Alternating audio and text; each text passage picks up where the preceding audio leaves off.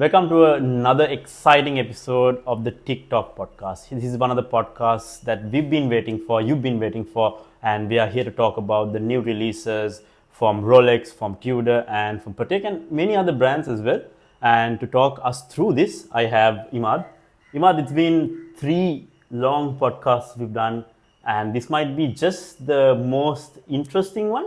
Probably, yes, something to finally talk about. Yeah, but before we talk about stuff, let's go a little bit back to see your predictions and your bold takes. One out was of right. one was right. One was right, one was wrong. And the Pepsi wasn't my prediction, so to say. It was what the I rumor tend to was. I tend to disagree. You were very vocal about no, the Pepsi is going to be discontinued. The Pepsi is not going to be there. What's We thought it might not, but here we are, it's still here. Actually, most people are glad. It's a very iconic piece. It's a good seller for Rolex as well as for us on the secondary market. And then it's a good thing it's still there. We've got a solid lineup now of steel GMTs, and I think it's good that it's staying as well. the black GMT has made a comeback? Yeah, I said it would. I think it's a nice thing. You were talking about the green. The green GMT hand. I mean, first to like take it back historically as well, the black GMT was the first ceramic GMT to be released back in 2009, I believe.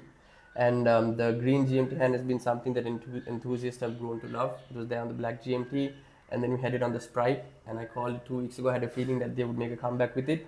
So I think it's good that it's back. The black and grey combo is really nice. We saw them on the GRNRs, and all of us loved them, me included.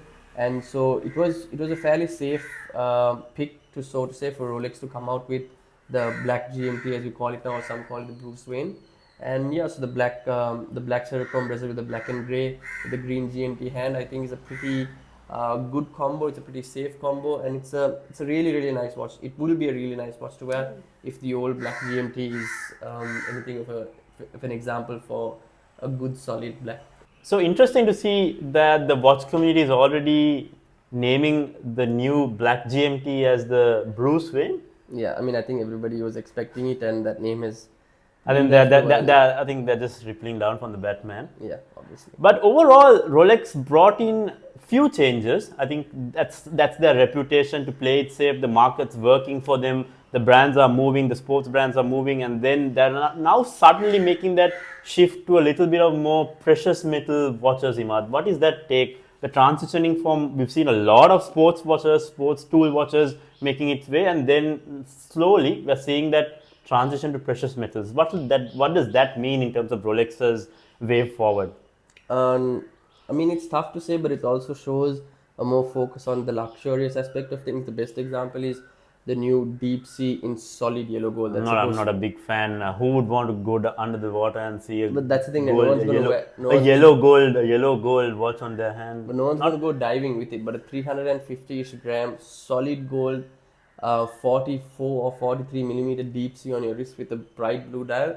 It might not be for diving, but I can guarantee there are going to be quite a few people that rock it around, right? So you can see that all of the releases, like I said, except for the GMT, were actually precious metals. If you take the day dates, you take the deep sea, you take even the 1908 in platinum, those are all precious metals. So you can see this year was just a year for adding dial colors, adding different dials, and in the case of the Sky Dweller, like we'll discuss, I'm sure, adding the Jubilee bracelets on these gold watches that they have. So I think pretty all in all for Rolex, especially if you're only going to focus on Rolex, just small incremental changes is what they do best, and I think that's what they've done this year as well. Nothing too much to write home about. So then, diving deep into the Rolex line, we've seen a few really good watches and a few on the average side. What are your top picks, Imad? So my top picks from Rolex, it might seem a bit basic, but obviously the first one has to be the black GMT. I love GMTs. I think the black is really nice, and yeah, it's like I said, a safe play, and it's a very comfortable play. So the black GMT is the first. The second, although I'm not the biggest fan of the diamond bezel, is the new 36mm dated in rose gold with the blue dial that we saw on the Sky Dweller last year. I love that dial on the 36 dated. Not the biggest fan of a bezel, of an TBR bezel, but it's okay. And number 3, I would say, is actually the 1908. Historically, you don't see too many 1908s or Cellinis, the previous model that came in platinum, because obviously we can't wear gold. So I think that was a good addition to the lineup, where now they have the rose gold, the yellow gold, and the platinum and the guilloche dial and stuff. I think pretty interesting take. Yeah, I think also adding to that, the Sky Dweller is not the most favored Rolex model, but then with the new changes, do you think the Sky Dweller will make a small comeback in the market and more people will want to aspire to own it one day?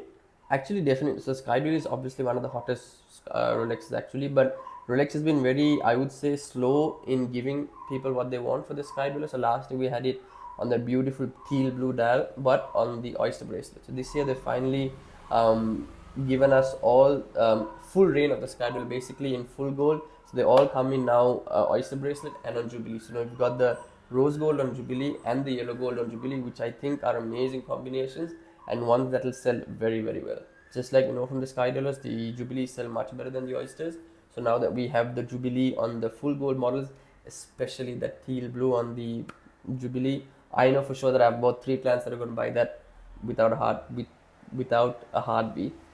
So yeah, I think it's something that people have been wanting, and Rolex has been, it's a slow release poison. I would say that they've been doing with the Sky, and it's a superb release. Now we've got a quite a wider range of Skies on precious metal, on the yellow and the rose gold. So I think it's a pretty good add-on there as well. I think the same can be said about the Daytonas. I think it looks like the Daytona's got a massive facelift in these times. So these Daytonas that were released were actually all gem set Daytonas. So last year we saw the new 126 releases. So this year now we have, for some reason, a big focus on mother of pearl dials. I'm not the biggest fan of mother of pearl. We saw it on the Day-Date and on the Daytonas as well. All of the releases, most of the releases came with mother of pearl dial and with the, the gem set bezels and the lugs and stuff like that, which are really, really cool, especially on the Oyster Flex. Not so much for me personally, but again, cool additions. Again, just small changes they've done to spice up the current catalog and the lineup, I would say. So bold claim, Imad. Mother of pearl dial not so desirable. No. It's a very, very desirable dial. It's very hard to come by. They carry a huge premium over the normal dials. But for me personally, they're not. I'm not really attracted to them personally. Like I did a video recently, I prefer the Meteor dial over the Mother of Pearl dial. But yes, lots of people love them, and like I said, they carry a huge premium sometimes when compared to a normal dial of the similar color or something like that. So definitely beautiful dials. A lot of work goes into them as well. They are pretty rare as well, but just not for me. And speaking of dials, Rolex really has upped their game in terms of the dials this time around. The teal is actually an absolutely beautiful piece. Even for the Day-Date, they bought in the new ombre dial, which is also really, really nice. So yeah, I think it's just they've just solidified their lineup a bit more. We can go back. We go to the next best alternative for a Rolex, Tudor. Yeah, Tudor has always been that luxury watch that everyone can afford. Yeah. And I think for me personally, they've actually done a really good job in this time's launch. They bought in some really nice models, and one model specifically being even more closer to the Rolex Submariner. Yeah, so the Black Bay 41 black, as we call it now, I would say they finally, that's what most of everyone is saying, they finally come out with a modern, no nonsense dive watch that now can be compared directly to the Submariner. Before we had the burgundy Black Bays, we had the 51s, the 54s, sorry, the 59s, and everything had an accent or a touch of gold or gilt or red to bring them back to relate them to the previous Submariners of the past. But here it's just the monochromatic color scheme. It's black, it's white, it's 41 millimeters, and it's just a no nonsense dive watch. I think watch guys in general are just going to appreciate for what it is, for just being a no nonsense dive watch, tool watch that's going to be an everyday wear for somebody, or just something to wear on the weekends or on trips. It's a very, very good safe option for Tudor as well as for a lot of watch enthusiasts. So what they're saying is finally Tudor's cracked the code in attracting more users or more passionate watch collectors to go for and opt for Tudors. I mean, Tudor's been doing that amazingly for the last 3 to 4 years. Every year they've been incrementally upgrading and doing better with their lineup.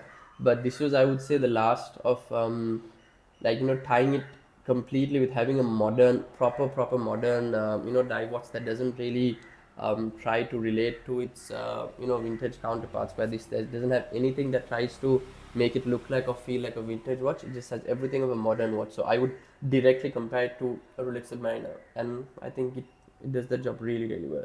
But more so than the Black Bay 41, I think the highlight for Tudor's releases this year is obviously the Black Bay 58 GMT. Since the release of the Pepsi, I think 3 or 4 years ago, everyone has been wanting and talking about a Black Bay 58 in the GMT configuration, and they finally came out with it. Everyone's been also asking for a coupe I think Tudor's just heard everyone's. The Tudor's just looked at all the social Yeah, media I mean chatter. the 58 is one of their best sellers, I would say. Everybody found the 41 GMT a bit big and a bit thick.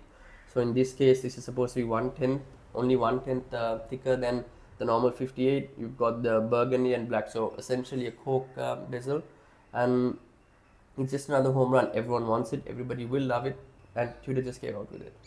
And I think then moving on to a little bit of a even more luxury range, the Pateks have also come out in a little bit of a few variants. Pretty disappointed with Patek actually, to be honest. Again, it was what we expected. They discontinued the 5164A, came out with the 5164G, so from the steel to the white gold.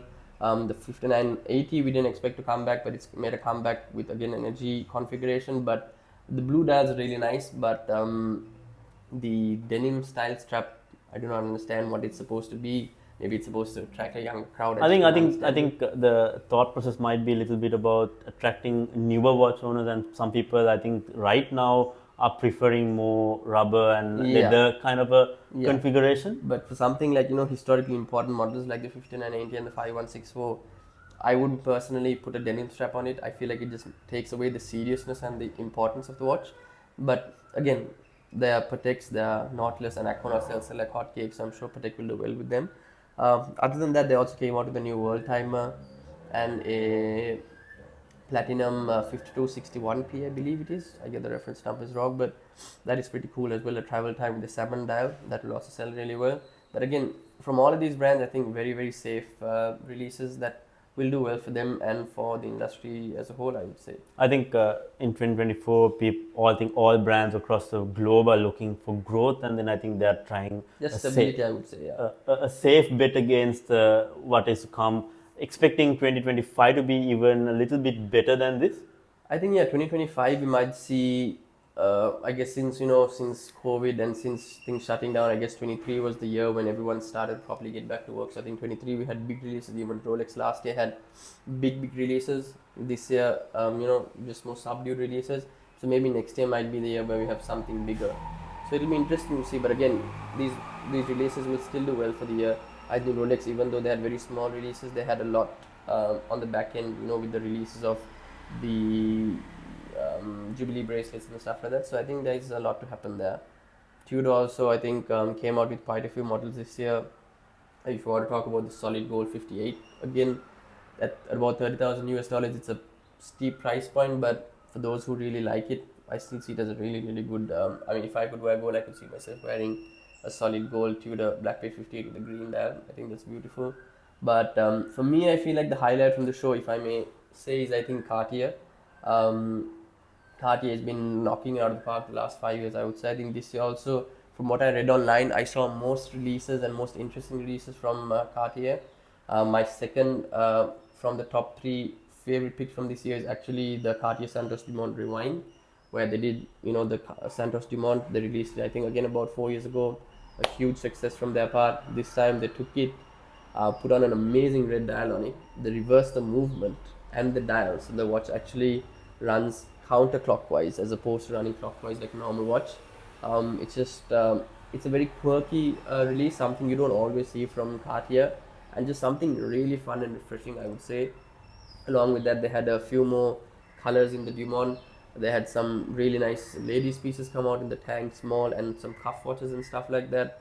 A new Santos travel time or dual time. Not the biggest fan of it, but again, another addition to the Santos lineup, which I've already said I love. So I think Cartier probably for me from major brands came out with the biggest bang, I would say. I think this is the kind of innovation that some people want, Yeah. not the other kind, but here where they are trying to innovate with what they've got. Yeah. And then appeal to some of a new target audience as well. Definitely, yeah. With being a more mainstream brand as well, I feel like Cartier did what they have to do the most and just make it fun, but also stay within their lane, but just find ways to attract more audiences. I think the leapfrog from Cartier being that traditional watchmaker to right now is Traditional jeweler to now a contemporary, very important watchmaking house today, I think is definitely true. And in the meantime, it's time for us to also talk about the discontinued references. We've seen not too many in this year.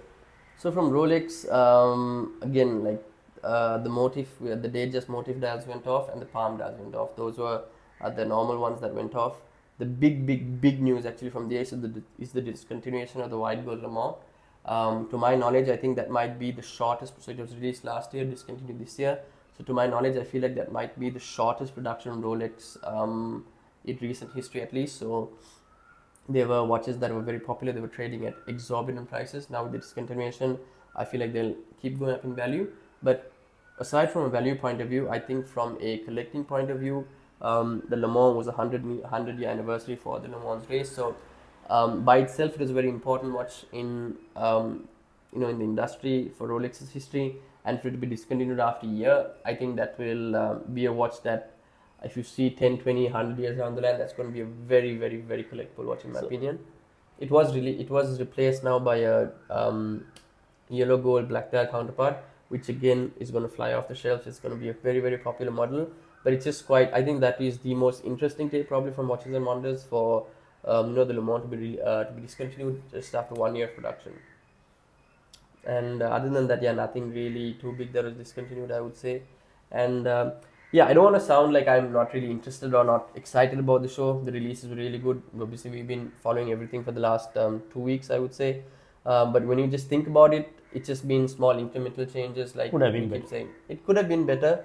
I'm more actually disappointed in Patek. I thought there would be a little bit more punch to what they released. Nobody's really talking about Patek because obviously no one's really too excited with what they've released. But I think other than the mainstream brands like you said, Rolex, Tudor, the LVMH group, I think Tag Heuer came out with a few nice releases. Hublot came out with some amazing big bangs, the ceramics and stuff like that, pretty good.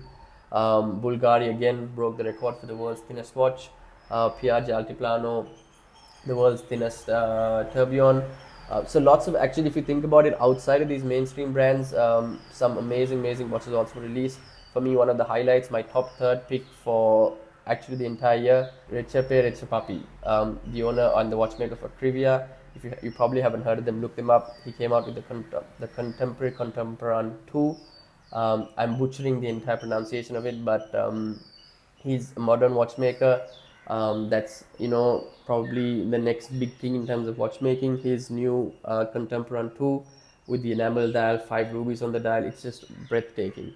So if you're bored with what we spoke about in terms of Rolex, Tudor, and Cartier, there are a lot of independents and a lot of other non-big name brands that came out with really interesting stuff that might still tickle you a little better and make not let you lose hope on the releases for this year. So, Imad, excited to source one of the new references to our clients? I already have an order for Bruce Wayne, so to say. So I know that's going to be probably one of the first watches we sell. And I know definitely that we're going to sell a few of the new Sky Dwellers. Exactly. So there you go. That's our recap for the TikTok podcast with the watch releases. We hope you liked today's podcast. Let us know what you think in the comments and hope to see you soon.